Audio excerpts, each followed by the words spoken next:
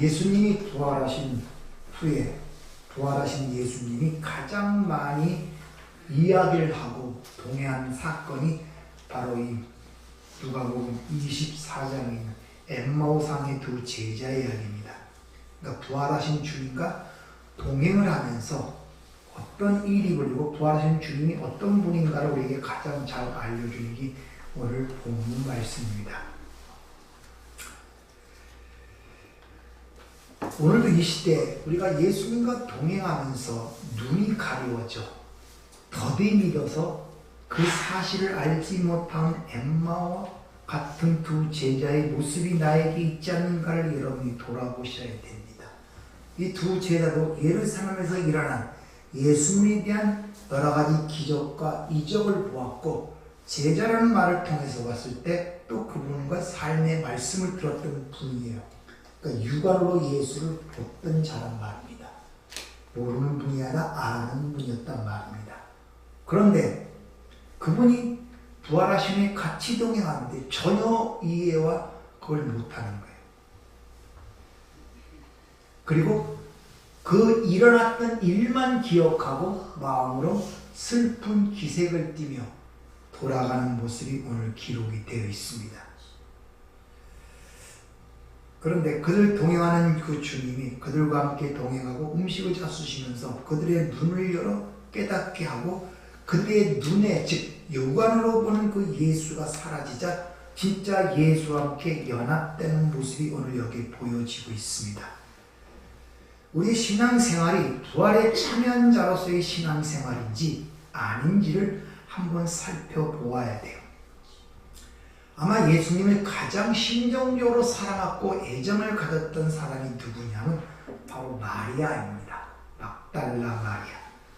막달라 마리아는 그 엄중하고 살벌한 그 환경 속에서도 예수님의 무덤을 찾아가서 기름을 더 바르고자 하는 그 용기, 예수에 대한 애정, 이런 것들은 다른 어떤 사도들보다도 강한 마음을 갖고 있었음을 성경은 보여주고 있습니다. 근데 그 마리아의 신앙은 그런 사랑과 애정과 그런 열정이 있었음에도 불구하고 그 신앙은 우는 신앙이었다는 거예요. 빈 무덤을 보고 우는 신앙. 눈에 보이지 않는 그 예수를 바라보며 우는 신앙이었음을 보여주고 있다는 것입니다.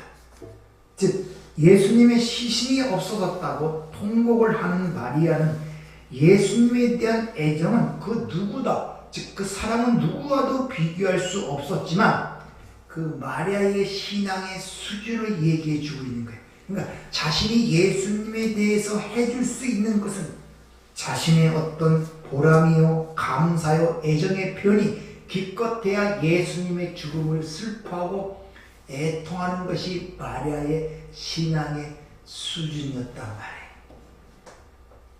대부분의 절기가 되는 사순절이니 고난주간이 하면서 보면 다 이 수준이에요. 나를 위해 죽었어. 애통하는 마음. 자기의 그러니까 자신이 하나님에 대한 사랑의 표현이 그 정도예요.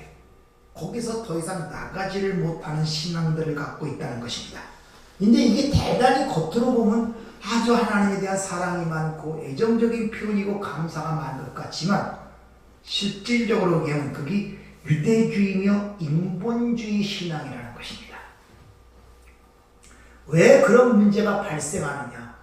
오늘 두 제자와 같이 또 빈 무덤을 보고 예수님의 시체가 없어졌음을 보고 운 그 마리아와 같이 부활을 믿긴 믿는데 부활의 의미를 모르는 거예요.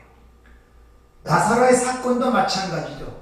네 오빠가 살 것이라니까 그 말을 믿긴 믿어요. 그러나 후에, 그러나 지금이라고 얘기를 하죠. 예수님께서. 항상 우리는 이런 신앙을 갖고 있다는 것입니다. 그런데 그건 믿기는 하는데 그 믿음의 내용이, 즉 부활의 내용을 모르니까 항상 허탄한 듯 흩어진다는 것입니다. 요한복음 20장 8절부터 10절을 보면 부활을 보고 믿었다는 제자들이 그날 각자의 집으로 돌아가 버리는 모습이 있어요. 믿었다고 하는데 거기에 참여한 자가 되지 못해서 그냥 흩어져 버리는 거예요. 기쁨도 즐거움도 그런 게 없어요. 누가복음 24장 11절을 보면 모든 제자들이 예수님의 부활에 섰다는, 즉 시체가 없으므로 예수님의 말씀대로 부활했다는 여자들의 증언을 헛소리로 알았다고 얘기를 합니다. 뭐가 잘못 봤겠지. 그래서 여러 가지 주장들이 나오는 거예요. 너무 사모하다 보니까 환상을 보았다. 뭐 이런 것들. 여기서 우리가 이런 제자들과 이런 문제들을 지금 우리에게 이 사건들을 세세하게 보여주는 이유가 뭐냐면 그들의 믿음 없음, 즉 불신앙을 책망하고 경고하기 위해서 우리에게 전해지는 메시지가 아닌 것입니다. 이 메시지를 통해 우리에게 지금 전달하고자 하는 것은 예수님의 부활이라는 것은 누구의 증언이나 목격자의 어떤 말이나 접촉으로 그 진정한 의미를 알 수 없다는 걸 보여주고 있습니다. 오늘 본문이 보이죠? 부활하신 주님 옆에 동행해도 몰라요. 접촉을 하고 있는데도 모른단 말입니다. 그리고 실제 그 시체 없음을 보고 온 증인들의 목격담도 그거 갖고도 안 돼요. 부활은 그렇게 믿어요. 사실 부활이라는 이 내용의 진정한 의미를 깨닫으려면 창세기 1장부터 성경 전체 하나님의 구속사를 이해할 때 비로소 부활의 의미를 알게 된다는 걸 여러분이 아셔야 됩니다.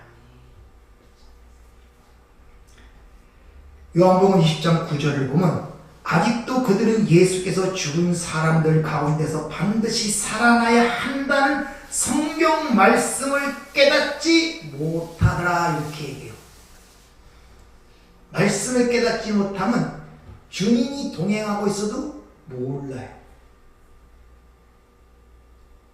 지금 주님이 육안으로 동행하고 육안으로 보지 못하잖아요. 그래서 내가 요한일서를 지금 강의하면서 우리가 그분을 어떻게 아느냐, 육안으로 보지 못한 그분을 어떻게 믿느냐, 그 믿는 것이 바로 그를 보고 만진 바 된 사도들의 증언, 선지자들의 그를 받아들이는 것이 바로 그분을 보는 것이라고 여러 번 말씀을 드렸죠. 그러니까 이 같은 진정한 의미를 알지 못하는 것은 부활에 참여하지 못하는 결과를 낳게 돼요. 부활을 믿긴 믿는데 참여하지를 못해요. 관망자, 관객의 입장에서 살아가는 거예요. 그래서 어떤 연극을 보거나 영화를 보면 굉장히 슬픈 것, 또 사람은 감동을 느끼죠. 그런데 그때뿐이에요. 그것이 삶의 영향을 바꾼다든지 그 사람의 삶의 방향을 바꾸다든지 삶의 태도를 바꾸지 못합니다. 단지 감동하고 감격한 것뿐이에요. 그러니까 예수님이 부활하셨다, 감동과 감격, 와 그런 일에 놀라고 그런 마음은 있지 모르지만 그것이 참여하지 못함으로 말미암아 자기 삶 속에서 자기 것이 되지를 못하는 인생을 살아갈 수밖에 없다는 것입니다. 오늘 그 이야기가 바로 24장 전체 엠마우스 도당의 두 제자의 이야기를 통하여 우리에게 전달하고자 하는 메시지라는 것입니다. 오늘 보면 15절, 16절을 보세요. 그들이 서로 이야기하며 문의할 때, 자, 예수께서 가까이 이르되, 지금 이 둘이 가면서 누구 얘기를 하냐면은 예수님에 대해 이야기를 하고 있는 거예요. 그런데 바로 자기들이 얘기한 그 예수님이 가까이가 이르러 그들과 동행하심에도 불구하고 그들의 눈이 가리워져 그인 줄을 알지 못하거늘 이렇게 되는 거예요. 자, 그분에 대해서 얘기를 많이 합니다. 예루살렘에 있었던 이야기, 온갖 기적의 이야기, 말씀의 얘기, 가르침의 이야기, 거기서 죽으신 이야기, 수많은 이야기를 다 알고 있고 봤던 사람이에요. 근데 그렇게 자기의 이야기의 주인공인 진짜 부활하신 그 주님이 함께 옆에 있고 동행하면서도 그분인 줄을 모르는 거예요. 이게 우리 신앙생활의 참 가장 큰 문제라는 것입니다. 다 예수님에 대한 이야기는 알아요. 그분이 누구인지는 압니다. 그분이 죽으시고 부활하신 얘기도 압니다. 다 이 얘기 저 얘기하지만 진짜 그분이 그 주인공이 나와 함께 옆에 동행하는데 못 알아본다는 것입니다.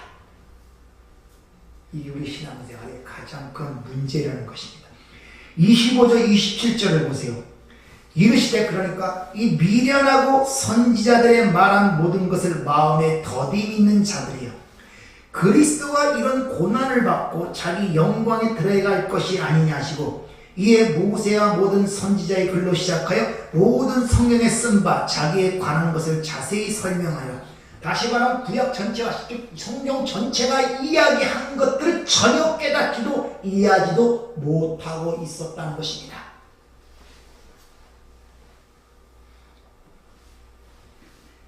이런 눈이 가리워 말씀을 믿지도 이해하지도 못했다고 얘기하는 거예요. 그러니까 이들은 지금 육안으로만 예수를 알고 보는 것입니다. 마치 시체가 없다고 우는 마리아와 같이. 삶이 고통스럽고 힘들고 어렵죠. 웁니다. 이렇게 똑같은 모습이에요. 그런데 그분이 영으로 성령으로 오셔서 연합이 되자 육안으로 보이지 않지만 그들의 삶이 어떻게 변합니까? 감옥에 가도 찬송을 불러요. 아멘. 핍박을 두려워하지 않습니다. 아멘. 근심하지 않습니다. 아멘. 이게 부활에 참여한 자의 모습이거든요. 근데 그들은 왜 그렇게 할 수 있냐? 육안으로는 예수를 보지 못하지만 예수가 나와 동행하고 있음을 그들은 알고 있었다는 것입니다. 아멘. 그래서 감옥에 가도 어떤 매를 맞아도 근심하고 두려워하고 슬퍼하는 모습이 사도행전에 기록되어 있습니까? 없어요. 여러분들의 모습은 어떠냐는 것이죠. 여러분들 여천히 지나가는 인생살이에서 그 사소한 것들에 집중해서 거기서 울고 난리를 치면서 예수님 나 도와주세요. 이것이 바로 마리아 신앙 아닙니까?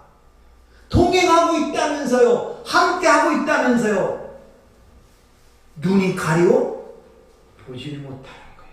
깨닫지 못하고 있다는 것입니다. 이게 오늘날 그리스도인들의 가장 큰 문제라는 것입니다. 그러자 주님이 어떻게 이들을 깨우치나 잘 보세요. 자, 30절을 보세요. 그들과 함께 유하면서 음식을 먹습니다. 근데 음식 먹는 그 표현이 있습니다. 잡수실 때 떡을 가지사 축사하시고 떼어 그들에게 주시니 뭐가 연상이 안 됩니까? 주님이 죽으신 전에 그 십자가의 죽음의 의미를 가리키기 위하여 최후의 만찬하는 그 모습이 그대로 지금 여기서 등장하고 있어요. 떡을 떼어 축사하시고 그들에게 주시니 이게 주님이 6월절 만찬 때 똑같이 한다는 행동이거든요. 지금 만찬, 즉 자신의 십자가의 죽음이라는 그 의미를 부각시키고 있습니다. 여기서 잘 보면은 잡수실 때라고 번역된 단어가 있어요. 이것이 카타 크리나이마이라는 단어가 쓰이는데 동분사 과거 수동태입니다. 이 카타라는 전치사와 크리노라는 즉 폐주하다, 함락시키다는 그 단어의 합성어예요. 그러니까 아래에서 함락시키다 이런 뜻이에요. 잡수실 때라는 이 단어가. 그래서 그걸 의역을 하면 원어대로 의역을 하면 그가 아래에서 함락당하는 그 일이 그들과 함께 일어났다. 무슨 말입니까? 그들과 함께 죽었단 말이에요. 이게 십자가의 의미란 말입니다. 이것이 떡을 떼어 축사하고 그들에게 주시는 너의 내 살리가 내 피라는 그 말의 의미란 말입니다. 그래서 아래에서 그들과 함께 죽었던 일이 그들에게 일어나니 그 취한 떡을 축사하시고 자신을 나누어 그들에게 주었다 이런 뜻이에요. 그러자 31절 어떤 일이 일어나느냐 31절에 보세요.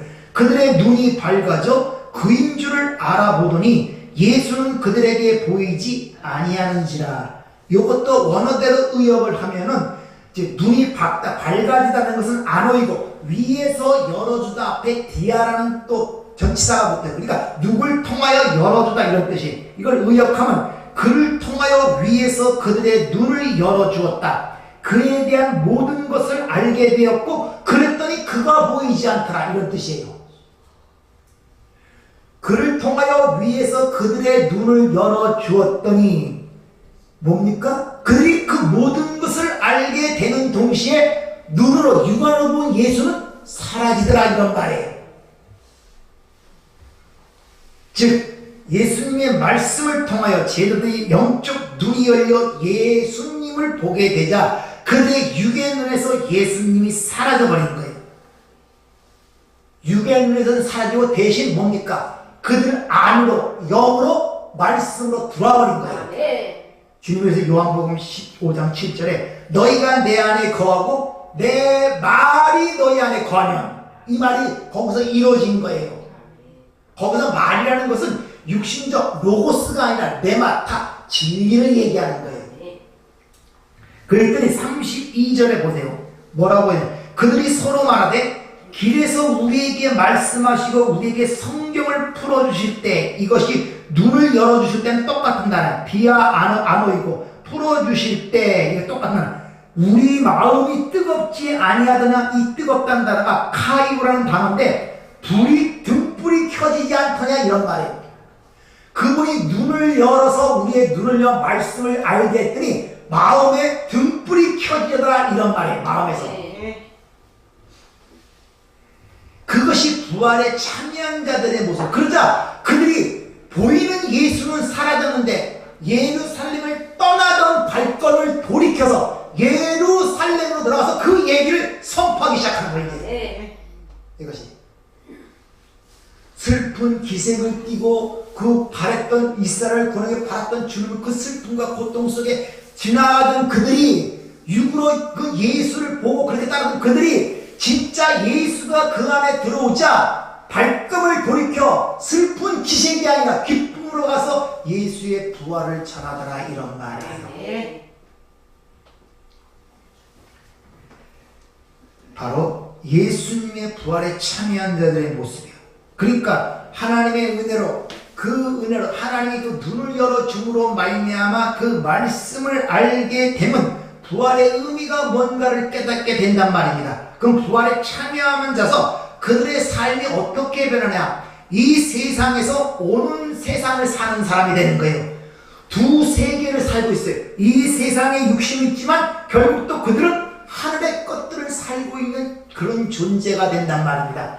그러니까 세상 사람들은 이상하게 볼 수밖에 없는 거예요. 쉽게 말하면 소경된 자들이 사는 세상에서 하나님이 눈을 열어서 눈을 떠버렸어요. 어떻게 되겠습니까? 그들과 다르게 보게 될 수밖에 없잖아요. 네? 다 소경들이 사는데 하나님이 하여 몇 사람 그냥 그들만 눈이 떴어요. 삶이 안 변하겠습니까? 비로소 그들의 취약함과 그 악함 같은 게 지도서 보이는 거예요. 그 살던 땅이 어떠했는가를. 그럴 때 그 전에 그 보이지 않 소경으로 살던 그때 그 집착하고 그 애정하고 그렇게 가치있게 느끼고 부귀 영화처럼 느끼던 것이 어떻게 보이겠냐 말이에요. 썩은 고깃덩으로 보이지. 그렇게 돼야 거기에 대한 집착을 놓게 되고 버릴 수 있잖아요. 근데 눈이 열려 그게 안 보이는데 어떻게 어거지로 그걸 놓습니까? 거기에 그러니까 금욕주의가 나오고 이상한 것들이 나오는 거예요. 막 어거지로. 그게 딴 데 안 보이고 그것만 보이는데 어떻게 나요? 그게 생명인데. 보여야 노는 거예요. 보여야. 그때 놓지 말라 그래도 놓는 거예요. 사도 바울이 내가 예수 그리스도를 아는 지식을 가장 고상함을 깨달았더니 내게 유익하던 게 다 배설물로 보이더란 말이에요. 어거지로 그걸 배설물로 내가 예수가 최고야, 예수님이 최고야, 그러니까 그것만 생각해야지, 이게 아니라 진리라는 것은 깨달아져야 자유로운 것입니다. 어거지로 되는 거 아니에요. 세상 싫어하는 거, 세상에 벗된 거, 친구 안 되는 거, 세상 사랑하는 거 어거지로 되는 거 아니에요. 내가 저 사랑하지 말아야지, 하나님 하지 말랬어. 그래도 마음은 걸로 가는데 그게 좋게 보이는데 어떻게 그걸 버려요? 못 버린단 말입니다. 그것이. 그러나 그것이 썩어지고 약해지고 부패하는 것이 보여질 때 등을 돌릴 수 있는 것입니다. 그리고 이 세상은 이상하게 변해가잖아요. 자꾸. 그러니까 좋아 보이고 그것밖에 없는데 하나님이 그걸 버리라고 그랬으니 안 버리면 벌 받을 것 같고 어거지로 그러는 거예요. 어거지로 좋은 걸 버리니까, 내 가치를 버리니까 뭐가 생깁니까? 자기 의가 생기는 거예요. 내가 하나님을 위해서 내 좋아하는 거 버렸어? 이런 식으로. 그게 신앙입니까? 그게 위험하단 말입니다. 어거지로. 하나님의 말씀이 버리라고 그랬고 세상은 벗대면 안 돼, 세상 사랑하면 안 돼, 그게 뭔지도 모르고. 그러나 하는 마음이 있는 거거든요. 그게 가치 깊고 좋게 보인단 말입니다. 그런데 하나님이 하지 말랬으니까 어거지로 버리는 거예요. 어거지로 끊는단 말이에요. 그럼 거기서 내가 좋아하는 걸 버렸으니 반드시 내 의의가 생기게 돼 있어요. 왜? 내가 가치 있는 걸 버렸는데 왜 자기의 상급이 오게 생각이 안 되겠습니까? 원래부터 가치 없는 걸 버렸다면 자기 의의 생겼으면 안 생겨요. 원래 썩어지고 부패하는 건데 무슨 거기에 자기 자랑할 것입니까? 오전에 말씀드렸죠? 심는 것, 약한 것으로 심고 가난한 것으로 살고 썩을 것으로 심고 영원한 상담이지 않습니까? 썩을 것으로 보여줘야 그걸 버리는 것이 내 의의가 안 되는 것입니다. 네. 그러므로 진짜 부활에 참여한 자들은 이 세상 속에서 가시적으로 눈에 보이는 사건들이나 환상, 현실, 사람들에 의하여 감정과 의지가 동요와 혼란을 가져오지 않는다는 거예요. 여러분들 어떤 이런 데서 거기서 감정과 동요가 왜 일어난지 아십니까? 그게 가치 있게 느껴서 나도 거기에 마음이 있기 때문에 흔들리는 거예요. 썩어지고 부패하는 것들인데 아무리 그거 갖고 내가 흔들릴 수 있겠습니까?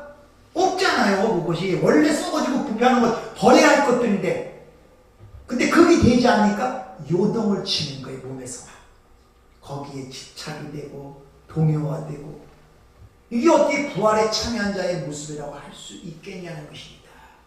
그러니까 항상 신앙생활이 엠마오상의 두 제자처럼 맨날 추억이야. 2000년 전에 나를 위해 죽으신 그 주님 얼마나 아프셨을까? 얼마나 고통스러웠을까? 이러고들 사는 거야. 이러고들. 그게 어떻게 부활에 참여한 자의 모습이라 할 수 있어요. 그러니까 맨날 옥절이는 거예요. 옥절. 아, 예수님 한번 얼굴 보여주세요. 맨날 이렇게 사는데 어떤 기적으로 좀 보여주세요. 유망으로 좀 보여주세요. 힘에서 좀 보여주세요. 그래야 내가 이렇게 움츠리고 안 살지 않습니까? 이러는 거. 왜? 옆에 있어도 안 보여요. 동행해도. 눈이 가리워서. 그 사고방식은 전부 다 마리아처럼 슬픔과 고통과 애처로밖에 없단 말이에요. 인생에 대해서. 그리고 그걸 자기가 깨닫지 못한 삶인 줄 모르고 그걸 또 스스로 십자가의 삶이 다 그렇지 뭐 이게 십자가의 삶이야? 나 하고 싶은 거 못하고 그렇게 자기를 위로하고 있다니까요. 거기서 위안을 받고 십자가의 삶이 뭔지도 모르고 예수님이 언제 어거지로 그 길을 걸어갔습니까? 코가 깨서 걸어갔습니까? 세상이 좋은데 아버지가 명령하셨기 때문에 어쩔 수 없이 짐을 지고 그 길을 걸어가셨습니까? 아니잖아요. 근데 자기 좋아하는 거 버리고 간다는 그것이 십자가의 삶이라고 자기가 스스로 위로를 하고 있어요. 내가 좋아하고 싶은 거 못하는 걸 십자가의 삶이라고 생각하고 있다니까요. 이게 얼마나 답답한 노릇이냐 말입니다. 누가 날 사랑한다고 고백했습니까? 이게 하나님의 음성입니까? 아멘.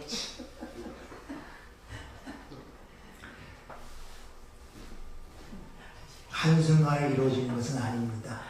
자꾸 이런 말씀을 통하여 깨닫게 되면 갈등을 느끼게 돼요. 분쟁이 일어난다. 속에서 음을. 그럴 때마다 그게 영적 전쟁이 하나님의 진리를 나에게 자꾸 상기시키는 거예요. 이게 영적 전쟁이에요. 왜? 우리의 사고방식을 중요한 게 어느 말이냐가 그게 영적 전쟁이란 말이에요. 하나님은 진리가 나를 주장하게 되느냐 자꾸 세상에 보이는 것들이 주장하느냐 계속 자신에게 상기를 시켜야 돼요. 그래서 내 말이 너희에게 되면 타, 레마타, 무, 엔, 힘이 메인에 내 말이 너희에게 되는데 그 말은 로고스 외형적으로 나타난 육신의 예수가 아니라 그 예수 안에 담고 있던 예수는 그리스도시다 하나님이시다는 그 진리를 얘기하는 그것이 너희 안에 있다면 그것이 네가 내 안에 있는 것이다. 그럼 네 안에 있는 그 말대로 이루어질 것이다 이런 말이에요. 그걸 창조라 그러는 것입니다. 지금 그것이 바로 뭐냐? 범사에 감사라는 뜻이에요. 그것이. 지금 예수는 우리와 연합되어 우리 삶을 이끌어가고 계시다고 성경은 얘기하고 있습니다. 이 말은 우리의 삶이 다 예수님의 이끄심 안에 있다는 거예요. 그러니까 여러분이 의지가 좋든 깨닫지는 못하든 하여튼 예수를 믿고 영접한 자들은 하나님의 이끄심 속에 있어요. 근데 그걸 깨닫느냐 못 깨닫느냐 거기 차이가 있단 말입니다. 다시 말하면 모든 예수 믿는 사람 안 믿는 사람 다 한 번 죽는 길로 가게 돼 있어요. 근데 거기서 뭐가 중요해? 누구와 죽냐가 중요한 거란 말이야. 누구와 같이 죽느냐. 따라서 세상에서 우리 마음에 맞지 않는 환경과 상황을 허락하실 수 있다는 것입니다. 그렇다고 우리 눈에 보이는 것으로 마음이 맞지 않는다는 것으로 변하고 썩어지고 부패할 것들로 우리 마음의 원망과 불평이 쌓이면 절대 안 돼요. 불평하지 마세요. 여러분은 우리 인생이라는 것이 처음부터 그렇게 태어났어요. 근데 그 가운데서 우리를 건져주신 하나님께 감사할 문제지 그 문제를 통하여 그걸 우리가 원망의 불평으로 사는 문제가 아님을 꼭 기억하시길 바랍니다. 바로 그러한 모습이 예수님의 부활의 현장 속에서 예수님의 시신이 보이지 않는다고 하는 울고 있는 마리아의 모습인 거예요. 그러니까 예수님은 사랑하고 애정은 많은데 그 인생이 뭡니까? 부활에 참여한 자의 삶의 모습이 아니라 맨날 울고 불고 하는 삶의 모습으로 살아가게 된단 말입니다. 예수님을 죽은 시체 취급하시면 안 돼요. 지금도 이 시대에 예수님을 육안으로 보기를 원하고 그런 예수를 믿고 있다면 그건 언젠가 제가 말씀드렸죠. 내 밖에 대상의 예수를 믿는 자들은 우상숭배인 것입니다. 예수를 본 적도 없는데 어떻게 육안의 예수를 확인을 합니까? 말이 안 되잖아요. 근데 여전히 우리는 그렇게 보기를 원한다는 것입니다. 여자여 어찌하여 울며 누구를 찾느냐. 한번 곰곰이 생각해 보세요. 이게 여러분이 하시는 말씀이에요. 여자여, 이 교회가 여자 아닙니까? 어찌하여 울며 도대체 누구를 어디서 찾고 있냐는 말이에요. 동행을 하고 있고 너희 안에 내가 들어가 있는데 여러분 안에 예수님이 살아계시다는 걸 믿으시길 바랍니다. 내 밖에 대상으로 2000년 죽은 그 예수의 시체를 찾으려는 신앙이 되지 마시고 말씀 속에서 그분을 진짜 보는 저와 되기를 부탁을 드립니다. 은혜롭고 자비로우신 아버지 하나님 맞습니다. 우리가 아직도 눈이 어두워 동행하는 그 예수의 모습을 볼 수가 없기에 우리가 보이는 것들, 썩어질 것들, 연약한 것들을 통하여 마음의 요동과 혼란이 너무나 많이 오는 가운데 있습니다. 진정 우리가 부활을 참여한 자로서 살아간다는 사도행전의 그 제자들처럼 어떤 세상의 것도 핍박도 두려움도 우리에게 가져올 수가 없습니다. 부활하신 그 주님을 찬양하며 부활하신 그 주님을 전할 수 있는 부활에 참여한 자로서의 삶을 살아갈 수 있는 저희들이 될 수 있도록 축복하여 주시옵소서. 예수님 이름으로 기도합나이다.